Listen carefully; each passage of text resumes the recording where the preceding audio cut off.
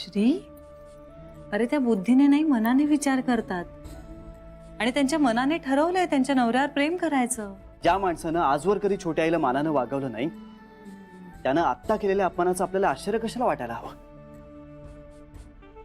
He is just a bad lot. त्याच्याकडनं चांगल्या वागणुकीची अपेक्षाच नाही मला. मला ते कळत नाही मी अस्वस्थ तरी का होतोय. छोट्या आईंना त्रास होतोय ना म्हणून. आपल्या माणसांना त्रास झाला, दुःख झालं तर आपल्यालाही त्रास होतो की नाही. आणि आपल्या माणसांना त्रास देणाऱ्याचा खूप राग येतो. तेच होत आहे तुझं. आणि तरीही तुला असंच म्हणायचंय की मी या माणसाला न ओळखताच नाकारतोय.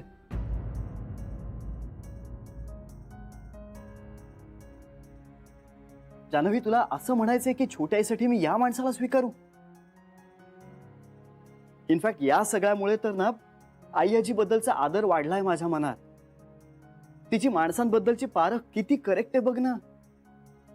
म्हणजे त्यावेळी घेतलेला निर्णय कदाचित कठोर वाटलाही असेल सगळ्यांना, पण तो निर्णय किती योग्य होता हे आता कळतंय, आता प्रूव्ह होतंय. हो ना? खरंय तुझं. पण जान्हवी, म्हणजे याचा अर्थ आता छोट्या आईला आपण आणखीन जपायला हवं. म्हणजे तिला पटणार नाही हे कदाचित, पण तिला त्या माणसापासून कायमचं दूर ठेवायला हवं. याच्या बाबतीत कसलाच भरोसा देता येत नाही. जो माणूस तिचा एक स्त्री म्हणून, बायको म्हणून आदर करू शकत नसेल ना, त्या माणसाला तिच्या आयुष्यातनं बाजूला करायलाच हवं, कायमचं.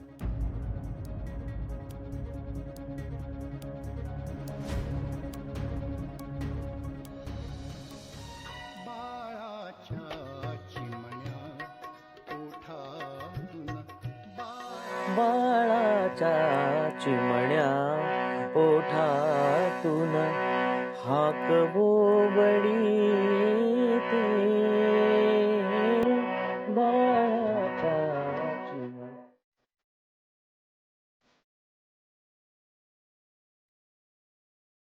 आई, सॉरी. म्हणजे मी एक दोन वेळा दारावर टकटक केली, पण बहुतेक तुम्ही ऐकलं नाही. तुम्ही चहा घ्यायला आला नाहीत, आणून देऊ का? नाही, नको मग थोडं दूध तरी घ्या, नाहीतर पित्त होईल. नको ग. मी असं करते, लवकरच जेवते आज. काय करू जेवायला? आई, आम्हाला नाही ठरवता येत. सांगा ना तुम्ही. कसं होणार ग तुमचं? तुमच्याशिवाय काहीच नाही होणार. बरं, माझ्यासाठी थोडी मुगाची खिचडी कर. बर. आई, सगळ्यांसाठीच करू का? मुगाच्या डाळीची खिचडी, कढी, कोशिंबीर, पापड, लोणचं. वा, काय बेत होईल ना.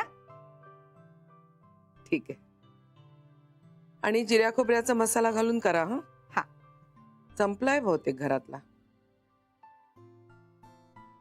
मसाला संपलेला तुम्हाला कसं माहित? माझं सगळं लक्ष असतं बरं. अगं, बरेच दिवसात खोबरं भाजल्याचा खरपूस वास नाही पसरला घरात. म्हटलं मसाला संपलेला दिसतोय. आणि यावेळेस खरपूस भाजा खोबरं. गेल्या वेळेला नव्हतं नीट भाजलं.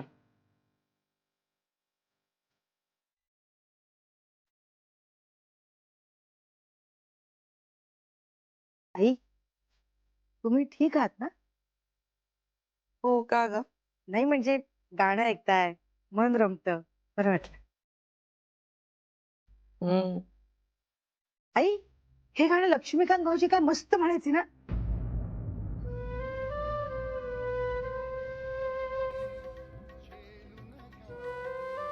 मला नाही आठवत.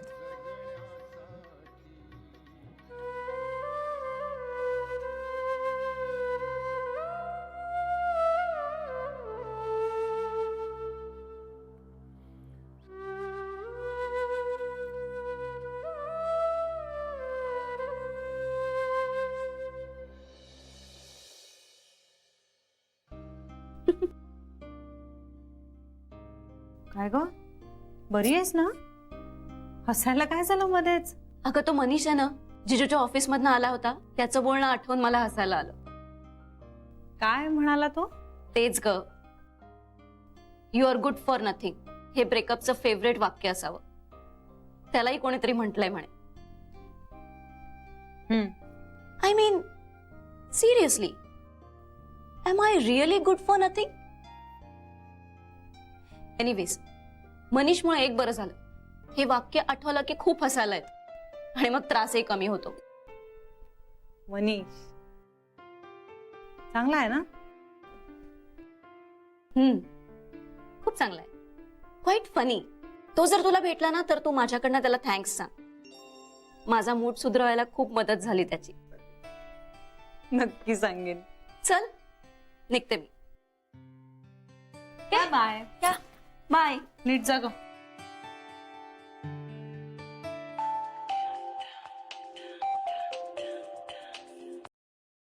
हॅलो.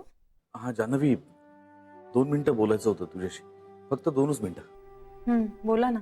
नाही, बोलायचं म्हणजे आभार मानायचे होते तुझे. थँक्स. तुझ्यामुळे मला माझी आई दिसली, मला तिच्या पाया पडता आलं. खरंच थँक्स. बहुतेक माझ्या नशिबात लिहिलंच आहे तुझ्याकडून सतत मदत घेत राहणं. मला जमेल तेवढं केलं काका. हो, पण त्या तेवढ्यात मला आयुष्यभराचा आनंद मिळाला ग. ओके, इतकंच ना? हो, नाही म्हणजे तू रागावलीस का माझ्यावर? नाही म्हणजे साहजिकच आहे, माझ्यामुळे तुला खूप मोठी रिस्क घ्यायला लागली. काका थोडं स्पष्ट बोलू? हो हो, बोल ना, बोल. अगदी जे मनात आहे ते बिनधास्त बोल. मला आता कुणाच्या बोलण्याचा अपमान वगैरे नाही वाटत. डोंट वरी, बोल बोल. काका, रिस्कचं म्हणाल तर हो, मला खरंच खूप मोठी रिस्क घ्यावी लागली. रादर ती मी दरवेळी घेते जेव्हा मी तुम्हाला भेटते, पण तेही मी करायला तयार होते, कारण त्यामुळे त्यावेळी आपल्या आजूबाजूच्या माणसांना आनंद मिळेल असं मला वाटत होतं. खरं तर मी ही रिस्कही घ्यायला नकोय, पण प्रत्येक वेळी मी तुमच्या वयाचा, आपल्या नात्याचा मान ठेवला आणि तुम्हाला हो म्हणाले. पण मला हे नाही आवडत. मला सगळं कळतंय जान्हवी, पण कुठल्या शब्दात बोलू ते कळत नाहीये. मी मी मी खरंच तुझा अत्यंत आभारी आहे. काका, हो परत परत आभार मानू नका. माझं म्हणणं समजून घेण्याचा प्रयत्न करा ना. मी तुम्हाला भेटते हे श्रीला नाही आवडणार. का ग, तो चिडलाय का माझ्यावर? काका, श्री तुमचा म्हणजे तिरस्कार करतो माहिती मला, पण म्हणजे तू मला भेटला त्यानंतर तो काही बोलला का तुझ्याशी? कशाबद्दल काका? माझ्याबद्दल नाही. का? म्हणजे तू माझ्याबद्दल कधीच काही बोलत नाही का? का नाही बोलत? कारण काका, तुमच्याविषयी बोलण्या इतकं महत्व सुद्धा त्याला तुम्हाला द्यायचं नसतं. त्याच्या घरच्यांपैकी कुणालाही त्रास देणाऱ्या माणसाला त्याच्यालेखी काहीही किंमत नसते. उद्या माझ्यामुळे जर त्याच्या आयांपैकी एकीलाही त्रास झाला ना तर नाही, असं नको म्हणूस जान्हवी, प्लीज. हे बघ, वास्तू तथास्तू म्हणत असते. असं काही होणार नाहीये. तुमचा संसार सुखाचाच होईल. आमचा तरी. काका, छोटी आई म्हणतात त्यांना सवत आहे. ते खरं आहे का? नाही, तेच बोलायचं होतं मला. म्हणजे काय झालं, त्या दिवशी श्री अचानक आला आणि मी जरा म्हणजे खरं आहे? हे बघ, शरा तिला सवत म्हणते, पण असं काही नाहीये, खरंच नाहीये. आणि मी सोडणार आहे तिला. म्हणजे आत्ता ती आहे? हो, पण मी मनापासून प्रयत्न करतोय जान्हवी. खूप दुबळा क्षण होता तो. त्या क्षणी मी तिला जवळ केली आणि आता ती माझी पाठच सोडत नाही. पण म्हणून शराची आणि तिची तुलना होऊच शकत नाही जान्हवी. शरावर माझं खूप मनापासून प्रेम आहे आणि ती माझी गरज आहे फक्त. म्हणजे होती, म्हणजे आहे, पण मला नकोय ती आता. मला नकोय. मी प्रयत्न करतोय. काका, प्लीज माझ्याशी नका बोलू तुम्ही असं. मला नाही आवडत. तुम्ही सासरे आहात माझे. Okay, I am sorry. मी तुला अनकम्फर्टेबल केलं का? सॉरी. नाही काका, ऍक्च्युली आय एम सॉरी. मला तुमच्यासाठी जे करता आलं ते मी केलं, पण यापुढे तुम्हाला भेटणं किंवा तुम्हाला कुठल्याही स्वरूपाची मदत करणं मला नाही जमणार. I hope you understand. Please please राग मानू नका. नाही नाही, राग नाही, राग अजिबात नाही. पण तुझ्याशी बोललं की खूप बरं वाटायचं, आपुलकी वाटायची, इतकंच. पण आता नाही भेटणार मी तुला पुन्हा कधीच. फोनही नाही करणार. पण म्हणजे आतापर्यंत मी खूप वेळा बोललो, पण माझं समाधान होत नाही, म्हणून अजून एकदा बोलतो. Thanks Janhavi, thanks a lot. तुझ्यामुळे माझ्या आईच्या पायांना मला पुन्हा एकदा स्पर्श करता आला. आता मी मेलो ना जान्हवी, तरी त्याचं दुःख नाही होणार मला.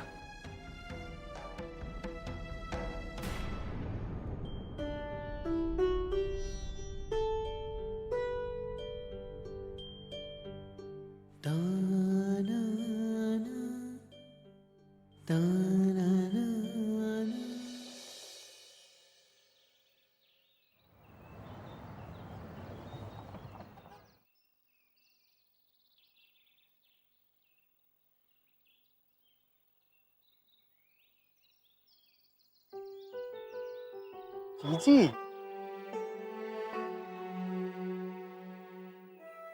हॅलो. हॅलो.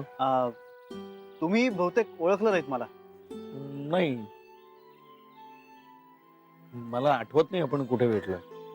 खरंच सॉरी, हल्ली जरा मेमरी लॉसचा प्रॉब्लेम आहे. खरंच आठवत नाही मला. It's okay, absolutely fine. म्हणजे होतं असं कधी कधी. I can't place it. कुठे भेटलो होतो आपण? बस स्टॉपवर. मला एकदा उशीर झाला होता, मी खूप घाईत होतो, म्हणून तुम्ही मला 100 रुपये दिले होते. ओ या या या या या आठवलं आठवलं आठवलं. काय तुम्ही पैसे देऊन विसरूनच गेलात? नाही, माझं असं कमी वेळा आणि कमी माणसांच्या बाबतीत होतं खरंच.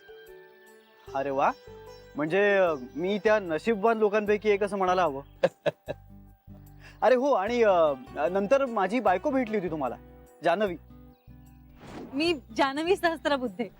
या या या Janhavi Sahasrabuddhe, right? Yes yes yes yes. पण आता त्यानंतर मी 2दा भेटलो त्यांना. खूप गप्पा मारल्या त्यांच्या बरोबर. हो, पण तेव्हाही तुम्ही तिच्याकडनं पैसे घ्यायला नकार दिला होता. परतफेड ही ज्याची त्यानं करावी. म्हणजे पैसे एकाने घ्यायचे आणि दुसऱ्यानं त्याची परतफेड करायची, हे नाही चालणार. पण म्हणूनच तुम्ही आता नाही म्हणू शकत नाही मला.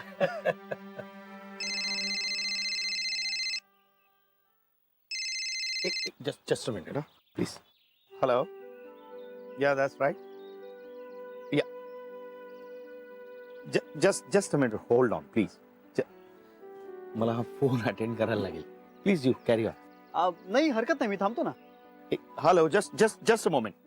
No you carry on please. मला कदाचित वेळ लागेल. पण मग मला खूप वेळ लागेल म्हणून please you carry on please. पण hello, just a moment please please please. Sorry, I forgot your name. काय नाव तुमचं? श्रीरंग. श्रीरंग सहस्त्रबुद्धे. आपण भेटूया ना please. Will meet soon. Okay. Hello hello. नाही, सहस्त्रबुद्ध नाही, सहस्त्रबुद्ध.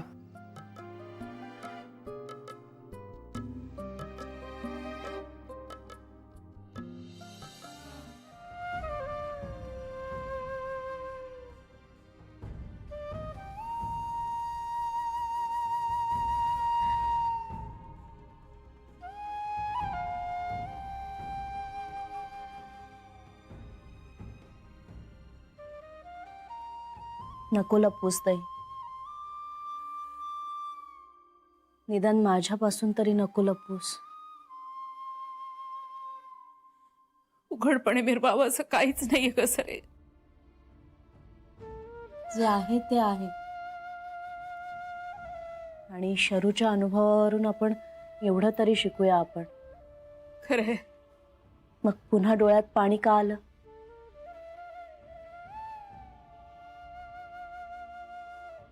सणासुदीला डोळ्यात पाणी आणायचं नाही असं बजावत असते सारखी स्वतःला, पण नंतर मात्र आवरणं कठीण होऊन बसतं. पाडवा झाला. श्री आणि जान्हवी किती गोड दिसत होते नाही. म्हणतात ना, एखाद्या गोष्टीत नशिबानं साथ दिली. श्रीच्या बाबतीत खरंय बघ. गोड आहे माझा श्री. बापाच्या गैरहजेरीचं जरा सुद्धा सावट नाही त्याच्यावर. फक्त फार लवकर मोठा झाला ग. श्रीला हे असं वाढवलंयस ना, त्याचं सगळं श्रेय तुला आहे ताई. श्रेय कसलं सर हे? मुलं वाढतात. आपण काहीही केलं ना तरी ती त्यांना हवं तसंच वाढतात. श्री लहानपणापासूनच समजूतदार होता. त्यात समजायला लागल्यापासून घरातला एकमेव पुरुष.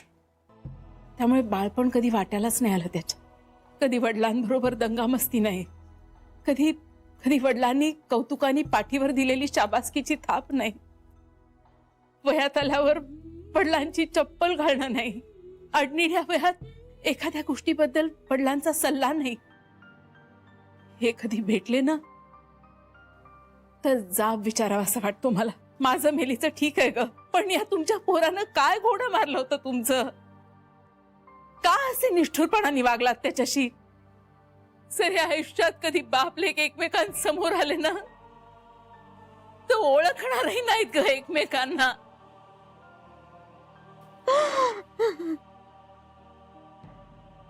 याच्यापेक्षा आणखी दुर्दैवी गोष्ट काय असू शकते सांग? मरायच्या आधी एकदा विचारायचं यांना आहे. माझ्याशी जे वागले ना त्याच्याबद्दल एक वेळ मी त्यांना क्षमा करू शकेन, पण श्रीच्या बाबतीत फार मोठी चूक केली आहे त्यांनी. त्याबद्दल कधीच क्षमा नाही करू शकणार मी त्यांना. आणि मीच काय, आपल्या घरातलं कोणीच कधीच क्षमा नाही करणार त्यांना.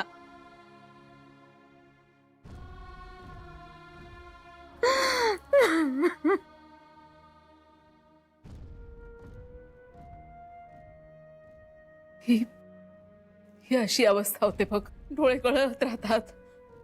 थोडा वेळ बरं वाटतं. माझं मलाच कळत नाही कधी. 29 वर्ष झाली, अजूनही प्रश्नांची उत्तरं का मिळत नाहीत? का पुन्हा तेच तेच विचार येत राहतात मनात? तेच विचारणार होते मी ताई तुला. अजूनही या विचारांना का स्थान देतेस तू मनात? 29 वर्ष ज्या प्रश्नांची उत्तरं मिळाली नाहीत ती मनातून कायमची काढून का नाही टाकत तू? आमचे अत्यानंद महाराज नेहमी म्हणतात, ज्या गोष्टी आपल्या हातात नसतात ना त्यांचा विचारच करू नये. काहीच निष्पन्न नाही होत. हातात असतं ना कधीच विचार करायचं सोडलं असतं. पण विचार थांबवता येत नाहीत ना ग. श्रीकडे पाहून फार वाईट वाटतं मला. त्याच्याकडे बघून आयुष्य जगत आले मी आजवर. ह्या माणसाच्या आठवणीत दिवस रात्र जळत राहायचं. दुसरं काय होतं आयुष्यात? माझ्या पदरात एक छानसं लेकरू दिलं आणि त्याच्या बदल्यात माझं खळखळून हसणं कायमचं घेऊन गेले ग बरोबर.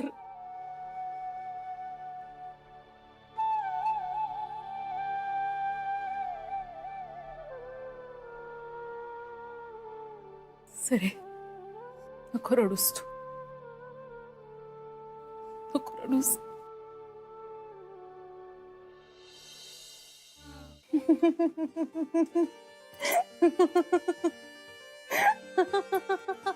हसू नकोस.